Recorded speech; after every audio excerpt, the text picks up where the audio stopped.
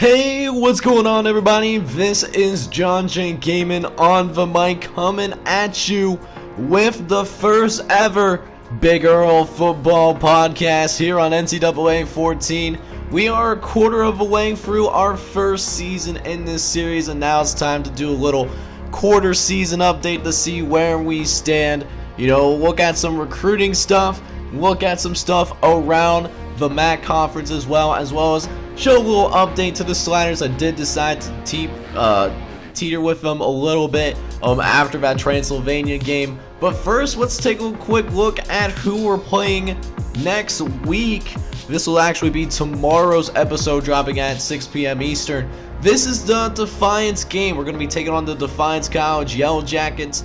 They are currently 1-2 in non-conference play as well. They're playing their first conference game of the season. Meanwhile, we just finished up with our first game as well. We played against Transylvania and won by a final score of 13-9. It was extremely ugly, but the win looks the same in the win column at the very end of the day. That being said, no surprises here. I don't think Kirk Herdstreak is going to be rocking with them. But that being said, the team certainly does play with some heart, and if we can get some breaks, maybe someone can shake our way. That would certainly be something that I would love to see as well.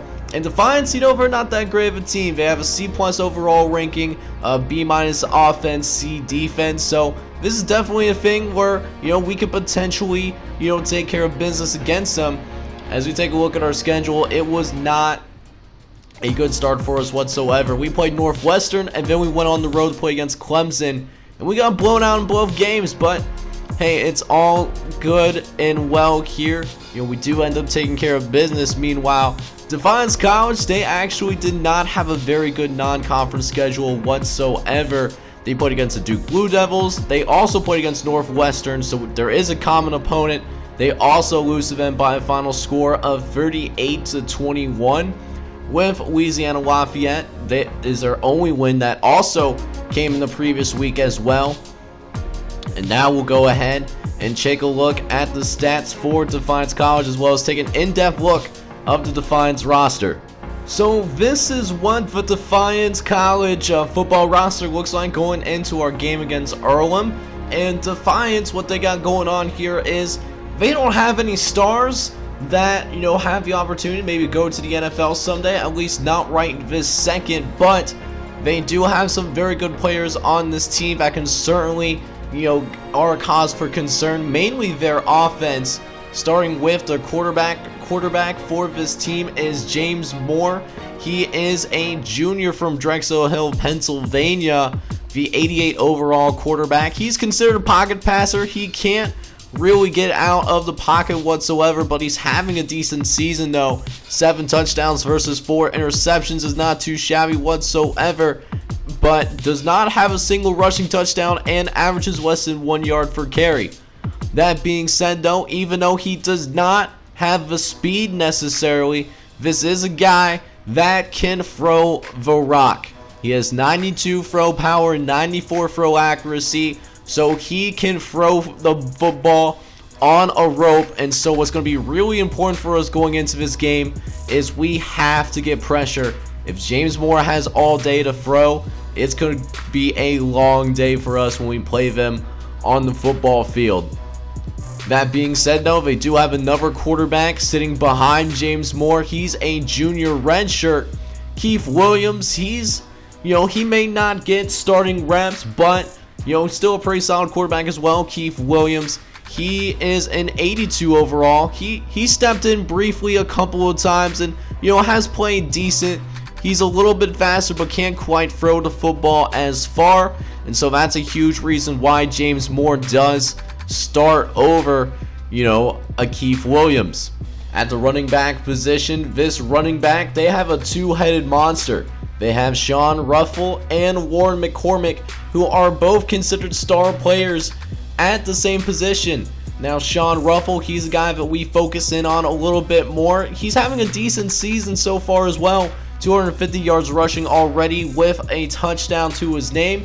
He's certainly on pace for 1,000 yards by the time this is all said and done, this is a guy, and also he does have a receiving touchdown as well. On top of that, Sean Ruffin is extremely quick. He has 91 speed. He has the ability to break the tackle as well and is very elusive. A guy that can be very dangerous if he gets into open field. And that's something to certainly be concerned about. Not to mention, he can also juke you out of your shoes if you're not careful. One of his weaknesses, though, is that he's not the strongest player. His awareness could, show a little bit more improvement, and he can't necessarily run us over. His trucking ability is only at a 74, despite being a balance back more so. But that, however, that kind of goes to the power back on this team, Warren McCormick, who comes in. He usually gets the goal line carries for the Defiance Yellow Jackets. In this season so far, he already has 3 rushing touchdowns off of 180 free carries as well. So more rushing touchdowns, a guy that certainly gets the carries, down by the goal line. Actually, going to edit him. We don't need to edit this guy whatsoever. I just wish he was on our team, not going to lie about that. But he doesn't get very many catches. He only has 2 catches so far. So this is a guy we should expect at the goal line when it's all said and done. And you can see why. He can truck a little bit better. Not as elusive or not as quick necessarily, but he can certainly run us over if he needs to. But he also has a few range of moves to go to as well. He's got a great stiff arm spin move and juke move as well on top of that. Also a half decent blocker, despite the fact that he does play that running back position. At fullback, there's not too terribly much going on. John Horton is the starter. He's a sophomore from Hibbing, Minnesota.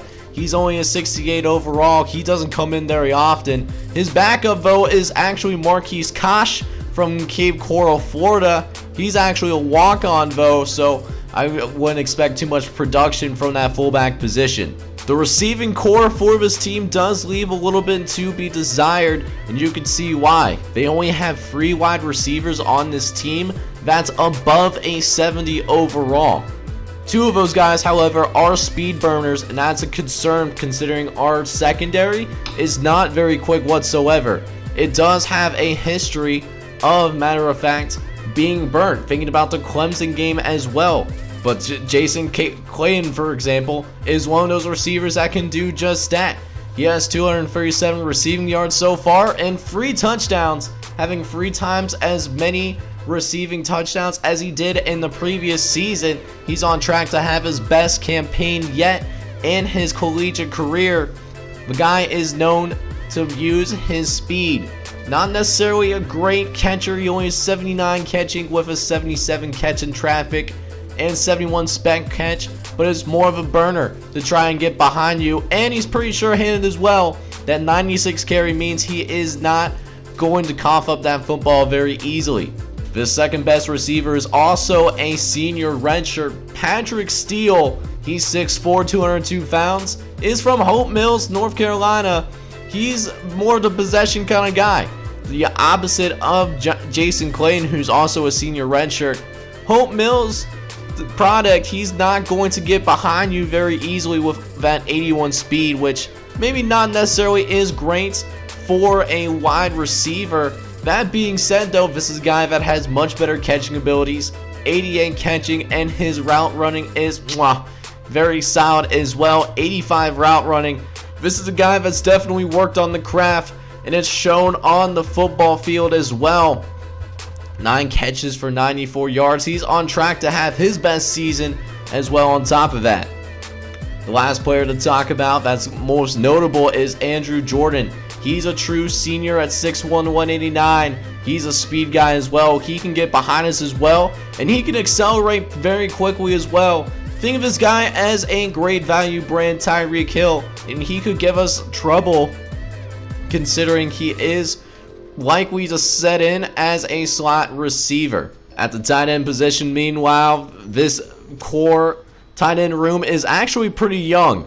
They have Brian Taylor, who is a redshirt freshman who starts for them, but he's only a 61 overall. So that being said, he is a receiving type, but he's just not that quick. It might not make too much of an impact against us. Their backup, though, is Josh Alvarez. he's a true freshman from Forest Park, Ohio. At left tackle, Nathan Rodriguez, he's a 77 overall. And this offensive line, is not a great offensive line by any stretch of the imagination, but it's not bad either. A lot of these guys, over 70s across the board, most notably Jonathan Holmes. He's an 81 overall senior redshirt, and he's a behemoth. 6'3", 303 pounds on top of that. He's a kid that can hold his own at that right guard position, and it's shown. Every season he has given up, less sacks than pancake blocks, although he's off to a little bit of a shaky start so far. That being said, though, he can accelerate very well for an offensive guard, and he has very good pass blocking and run block abilities. A kid that is definitely all around. Now, one person that we could potentially take advantage of in this matchup is James Dixie. He's only a 71 overall. Doesn't have very good impact blocking. That's only at a 70 at the moment. He can accelerate really well, but with him being a junior, he plays somewhat fundamentally sound. James Dixon, though, the weakest link on this offensive line. Moving over to the defensive side of the ball, we start off with the defensive line, where they will be featuring Will Hodge, who is a 78 overall guy. Then they have Mark Herring as well, who's also a 77 overall. Both of these guys are from the great state of Ohio, and they got some size to them for that defensive line. Thing is they're not that quick necessarily, so our quarterback, Terrence, does have the ability to try to get out of the pocket. They'll be able to get away from these guys, if he has the right angle to do so. At defensive tackle, they have Jeffrey Powers, who's actually one of the defensive captains on this squad. Decent player for sure. He has already more tackles than his entire junior campaign, and infinitely more sacks as well. He already has 1.5 sacks. But what makes him the most dangerous is he has forced 2 fumbles already in this season, only through 3 games as well. So this is, a guy that, not very fast, but he can clog up the middle pretty well. Same thing could be said to a degree for Jarrett McIntosh. He's going to give our offensive interior linemen a problem. In the linebacking core, their left outside linebacking starter is true senior Trey Bauer from Centerville, Ohio. Not necessarily a guy that can come in and lay down a heavy hit. He has never forced a fumble in his collegiate career. But that being said, he does have the ability to, recognize what kind of play it is and, trying to make some kind of reaction on the ball as well. Does have solid coverage skills for a linebacker, and with that speed that he has on top of the acceleration, 94 excel, he can get to the ball quickly. And middle linebacker Charlie Moore is starting for the Yellow Jackets. He sits at 75 overall. Again, not a great player by any stretch of imagination, but he does have good speed and plays fundamentally sound. Although his awareness is only a 52, maybe we can kill him with some play action. Finally, at right outside linebacker, we have another star in Brandon Bouchard, who is a 74 overall. The Upper Arlington product, could be taken advantage of as well. Granted, he's been having a good season as well. 13 tackles, 1 sack, and 5 pass deflections already through just this quarter of the season. At cornerback, the defensive back room, is relatively young, relatively speaking. Darnell Johnson is a 72 overall sophomore and is considered their best defensive back, at least among the corners.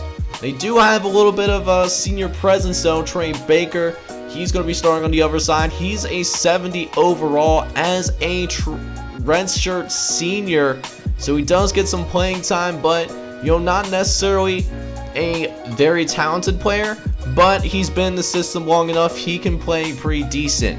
At free safety, and the best defensive player on this Yellow Jackets roster is Ashton Kane. He has 88 speed to rock and roll with, as well as 91 acceleration as well on top of that.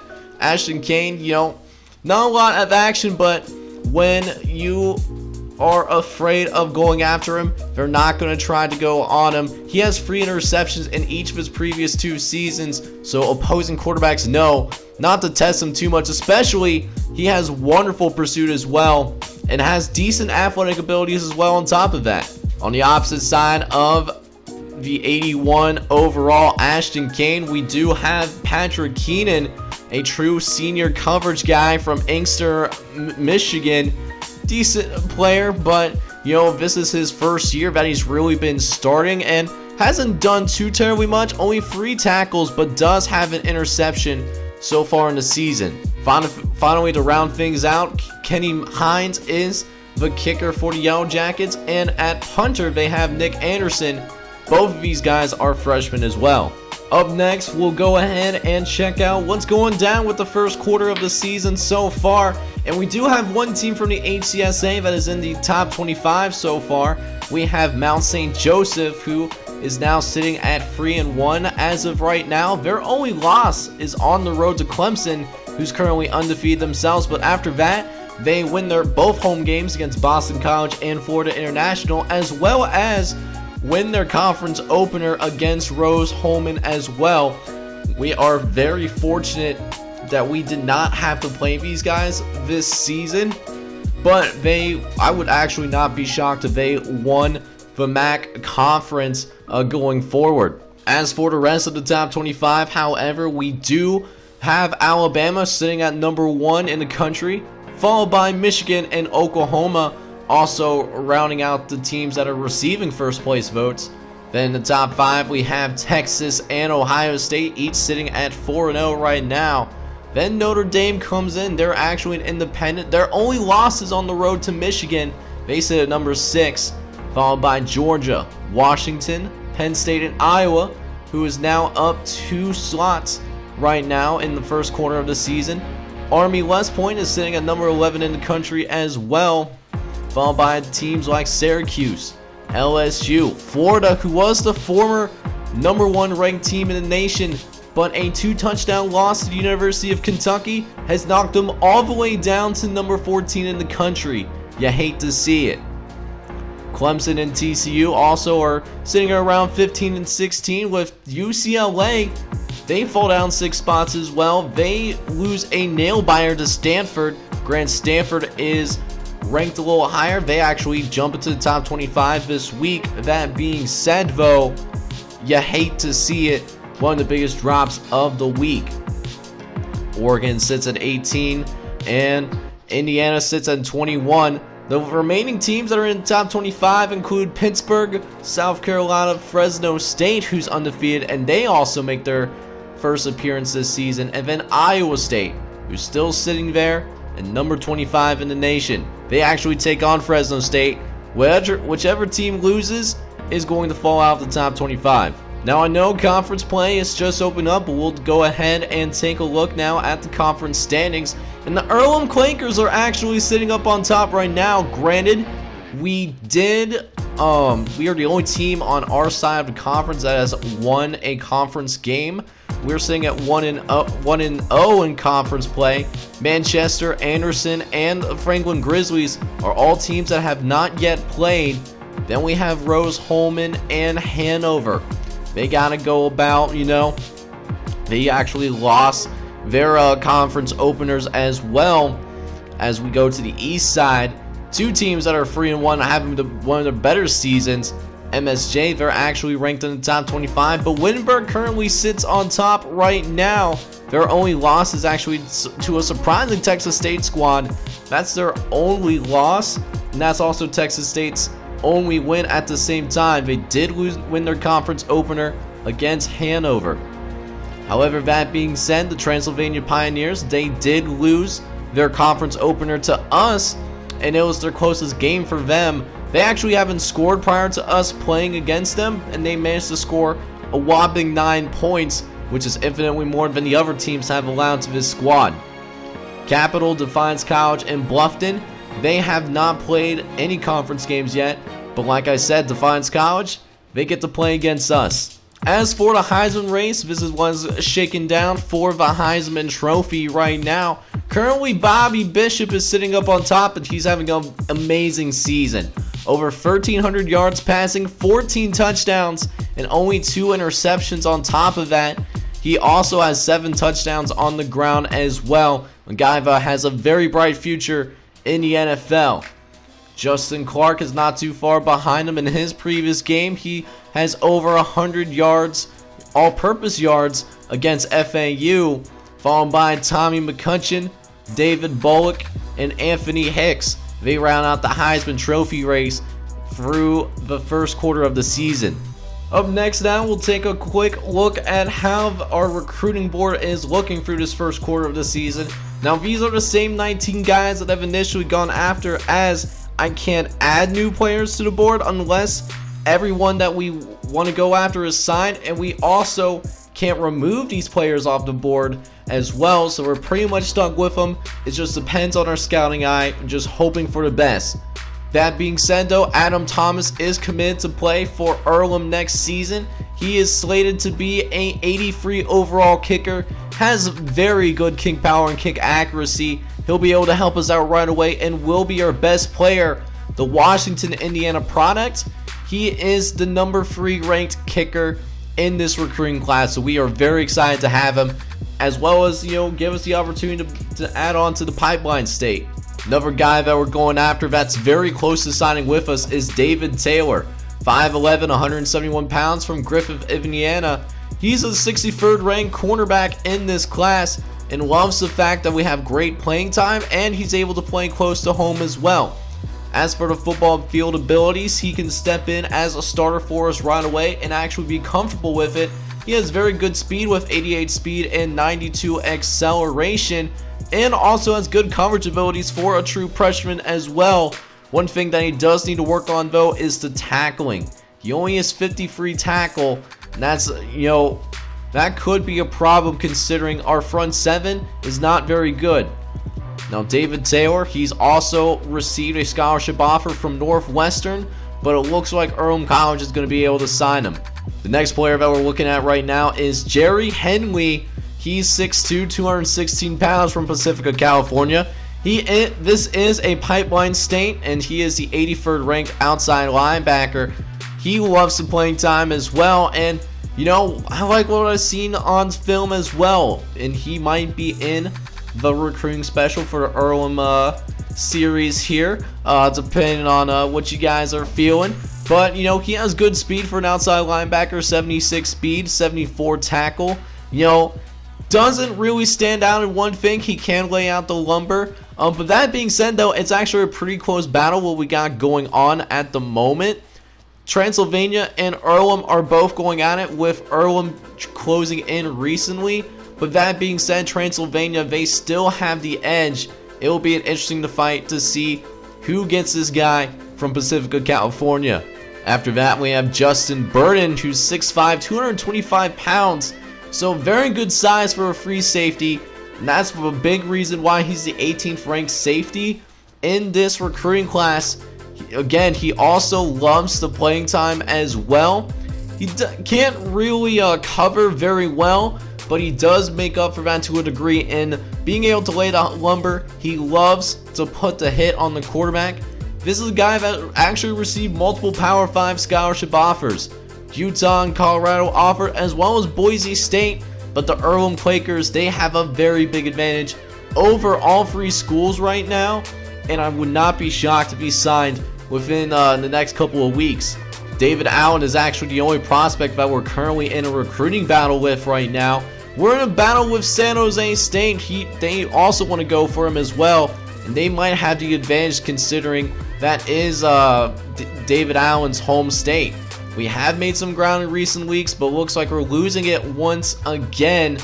Thankfully, we do have a visit in week 8 that will keep us in the fight. We have to really show him, what Earlham football is all about. Just really pitch the idea of him getting early playing time, because he can definitely start for us right away. Theo Davis going back to that defensive side of the ball, 6'3", 222 pounds. Loving the playing time that we can offer him, and while he doesn't stand out much either, besides the fact that he can also lay out the lumber, he doesn't have any scholarship offers currently. Now, we do have on the board, and that does help us out because we are distancing ourselves from schools like Wittenberg, Capital, Anderson, and Manchester. Schools that, he's interested in but hasn't heard from yet, so we can definitely use that to our advantage. Akeem Wong is a 5'11", 180-pound guy from Portland, Texas. He's the number 111 wide receiver in this year's recruiting class. Akeem Wong, he has the ability to, he has some decent speed to work with as well on top of that. Another thing that is also good about Akeem Wong is that he also has the ability to, carry the football pretty well. That 92 carry rating means he's not going to fumble it very easily. And since we are the only team to give him a scholarship once again, Akeem Wong looks like he's going to be an Earlham Quaker come season 2. After that, we have Nate Hunt, who is from San Bernardino, California. The number 51 overall rated outside linebacker is considered a coverage guy, but doesn't really seem to have very good cover skills. 62 man coverage, 64 zone. But that being said, his athletic traits, they're better than what were expected, so a +5 overall boost, that's a good find in my opinion. Gotta work on his outside linebacker skills, those fundamentals, but he does have the athleticism to be able to play that position. He does have scholarship offers from Fresno State as well as from Bluffton University, but that being said, we do have a good lead there as well, and I feel confident that he's also going to join Earlham. Another outside linebacker that we're going after is Kevin Russell. He's only 6 foot but 245 pounds. A guy that has even better speed stuff, 80 free speed as well. But that being said, gotta work on his skills as well. Only 75 tackle, not great for an outside linebacker. He has a scholarship offer from Minnesota on top of us, but that being said, we do have a great lead there as well. Finally, some other guys to check out, that aren't as coveted but can make a difference on the team is Omar Andrews. Now, Omar, we're currently locked into a tight one between us and Bluffton.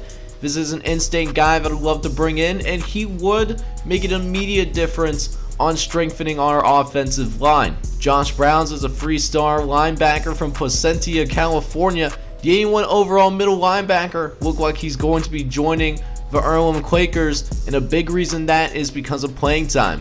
The same could also be said for Craig Brady as well from Burleson, Texas, the 147th ranked wide receiver prospect. He also was getting looked at by Oklahoma State, but that being said, I like our chances of bringing him in as well, despite the fact they offer a scholarship. He should be an Earlham Quaker. Now, someone that we probably could lose is AJ Mckenzie. He's the 48th ranked halfback from Wichita Falls, Texas. He actually got scholarship offers from quite a few places, including us. There's also Mid-Tennessee State, Arizona, and Old Dominion as well, all offering scholarships. That being said though, Mid-Tennessee has a huge lead on all of us right now, and his visit to them is week 9. So we do need to make sure we set up a visit before those guys do, so that we can get back into that recruiting race. Because if anything else, that power status, he can at least help us out as fullback if we also end up getting David Allen as well. Matt Pratt is a 5'9", 174-pound guy, Brownsburg, Indiana. He can definitely step in and play for us right away as well. He can't really tackle, but his coverage skills are solid. Andy Moore is also a 3-star corner, and he's also in that same boat. Also can't tackle, but the zone coverage is decent. Ryan Kidd is the only quarterback that we're looking at from Lafayette, Indiana. Considered a scrambler. He has 80 speed, which is something that we can really use when we try to roll him out in the pocket. But he doesn't have that great of an arm. Only 73 throw power and 66 accuracy. Other guys that we're also looking at is Ryan Yates, and we're in a pretty tight battle with Rose Holman and Franklin.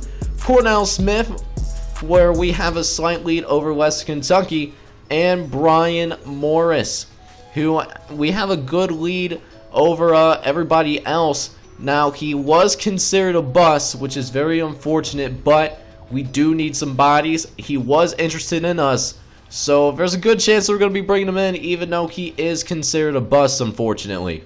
So one change to the sliders that I did also end up making is I was going through my sliders to figure out what's going on with the field goal situation, because it seemed like there was a lot of extra points and field goals that were being missed that, honestly should be made. And it turns out that I accidentally had this thing all the way down to 0, so that was actually my bad. I, tried to change it up using J-Kid sliders. I interpreted it as a 0 because it was also, we have that as a 0 for us in field goal accuracy. We bumped it up to 50, so hopefully we won't see any crazy shanks for the rest of the season. And that probably, it could have played a role in, the game against Transylvania, how that went down. But hey, we still won the game at the end of the day, and we took care of business. So that being said, field goal accuracy, that is changed and it's bumped back up to 50 for the computer. So with that being said, next episode related to the Earlham Dynasty, we will play our game against Defiance College. We are going to be at home. I am excited for that game to go down, and if you guys are as well, please do me a favor and smash this like button, as well as hit subscribe if you have to be brand new. Also, leave a comment down below with what you think about how this format is with the Big Earl Football Podcast. What's your thoughts on it? And, if any changes that you want to see, if anything you want me to go more or less in depth with, yeah, just let me know down in the comments. But until then, I'll see you guys next time, and I hope you all are having a good one. Take care, everybody.